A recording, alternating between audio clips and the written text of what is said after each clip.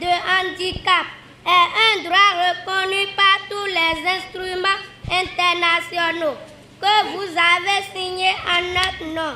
La Déclaration universelle des droits de l'homme, la Convention internationale des droits des enfants, la Convention des Nations unies relative aux droits des personnes handicapées, les ODD. Pourtant, le respect de ce droit ne semble pas être une priorité. Des organisations d'appui au développement travaillent inlassablement aux côtés du gouvernement pour changer la situation à travers certaines initiatives particulières. Mais ces initiatives sont insuffisantes et les résultats tardent à venir. Par exemple, pour jouir du droit à l'éducation, certains d'entre nous sont obligés de se déplacer depuis le nord, Tangueta, Materi et Kobli pour aller dans les écoles spécialisées du sud, à Porto Novo, à Glo, etc.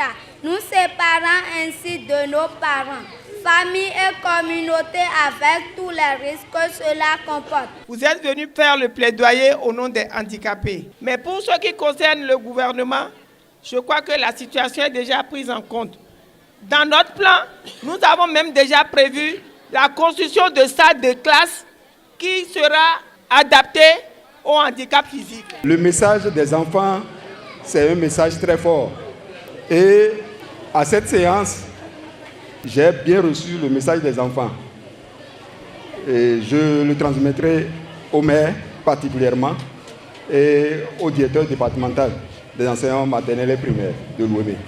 Au nom des maires de Materi et de Kobli, nous prenons l'engagement d'aller plus haut et de pouvoir vraiment aider à ce que l'éducation inclusive puisse vraiment aller de l'avant. Et je voudrais vous rassurer que toutes les activités, n'est-ce pas, par rapport à nos enfants ou à nos parents handicapés sont incluses dans notre PDI de 3e génération. L'événement qui nous réunit ce jour à Tangueta doit être gravé dans nos mémoires, puisqu'il s'agit ici des personnes en situation.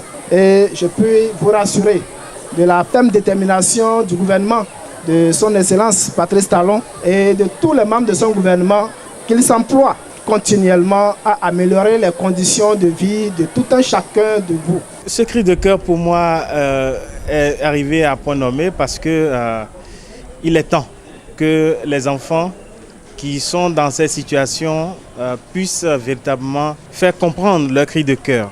Et ils l'ont fait aujourd'hui. Le raffut, c'est un grand bruit pour attirer l'attention de quelqu'un. Le thème qui a été retenu pour l'édition de cette année, c'est l'accessibilité à l'école. C'est pour cela que vous allez voir, on a mis tous ensemble à l'école. C'est une activité annuelle à laquelle le Bénin a commencé par participer depuis 3 ans.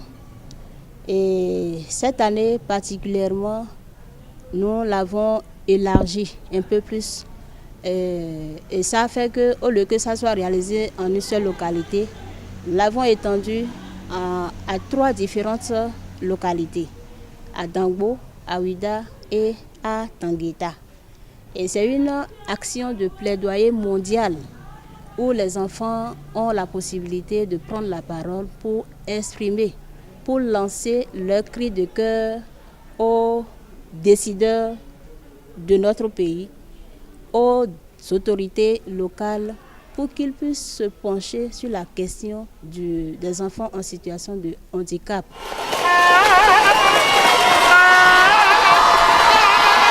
En tant qu'handicapé, ça n'a pas été facile. Ça n'a pas été tellement facile parce que j'étais un peu discriminé par rapport à mes frères.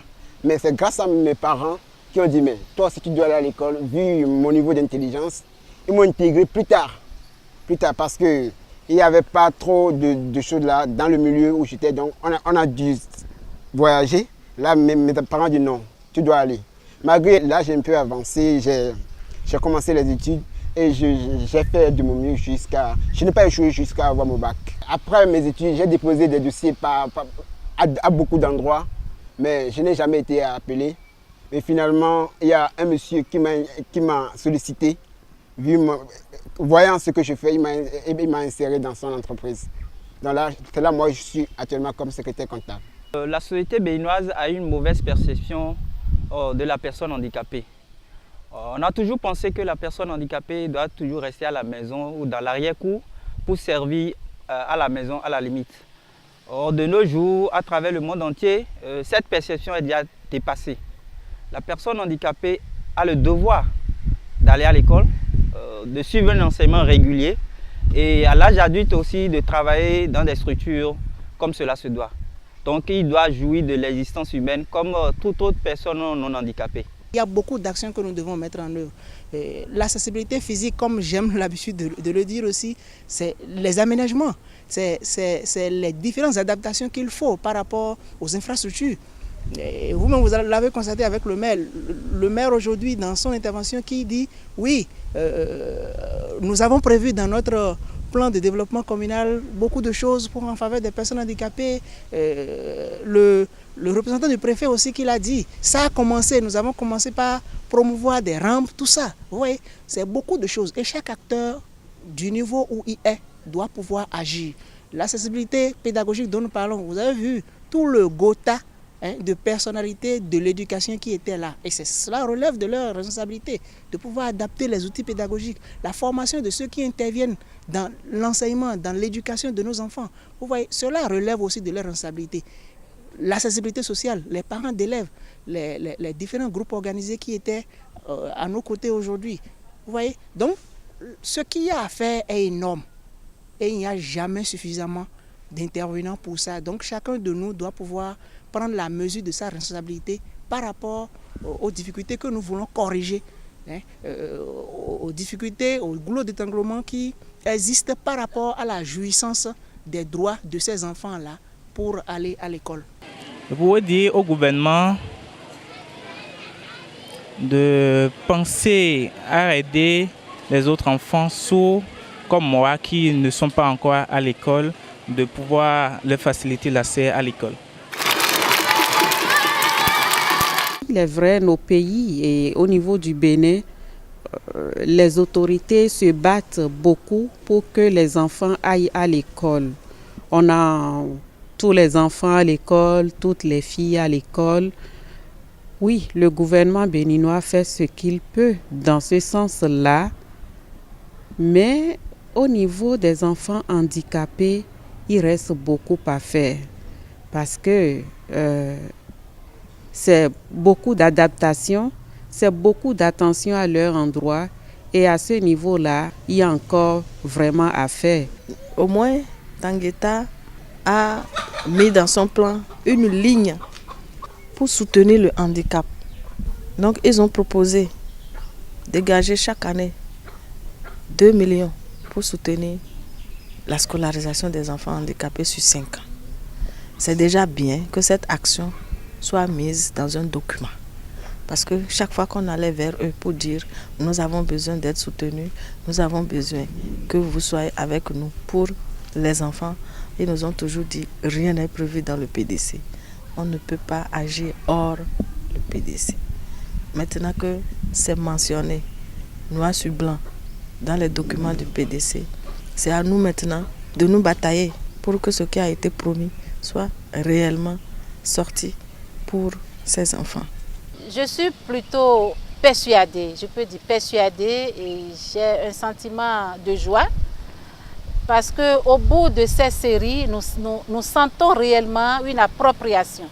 Nous sentons réellement que nous arrivons au bout d'une longue bataille qui est en train de se préciser et que les moyens sont réellement en train d'être pris pour que cette cause que nous défendons, c'est-à-dire l'accès à l'éducation des enfants handicapés, devienne une réalité. Vous voyez, nous avons écouté tout à l'heure le maire de Ouida et qui nous a rassurés.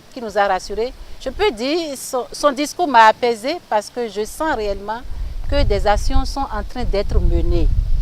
Elle nous a vraiment signifié qu'une classe sera opérationnelle à la rentrée prochaine pour prendre en compte les besoins spécifiques des enfants handicapés. Je souhaite que, à la suite de ces engagements-là et tout ce que nous sommes en train de faire en ce moment, tout le plaidoyer que nous portons au niveau du ministère de l'enseignement devienne une réalité. Et je sens que la réalité va être effective parce que dès la rentrée prochaine, nous comptons pouvoir mettre ces classes que nous voudrions ouvrir à Tangueta, puisque c'est là-bas que nous avons le gros lot, sera un projet soutenu et approprié par toutes ces autorités-là. Après le refus de 2017, à nos jours, on a obtenu le vote de la loi portant protection et promotion des droits des personnes handicapées qui a été votée le 13 avril 2017. Et après ça, nous avons continué à faire le plaidoyer pour que cette loi-là soit promulguée et puisse devenir une loi d'État, ce qui a été fait en septembre 2017. Et si aujourd'hui, Madame le maire de Ouidah a pu nous dire oui, les personnes handicapées sont prises en compte par le gouvernement, tout ça c'est à cause de cette loi-là, c'est à cause du renforcement du cadre législatif de protection des droits des personnes handicapées en République du Bénin.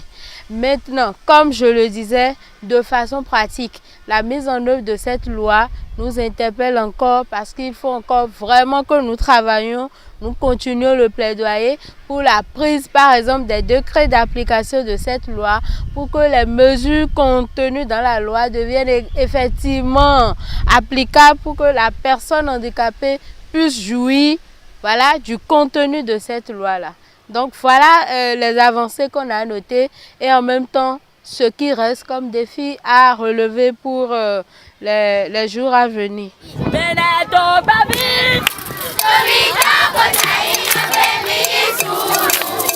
Tommy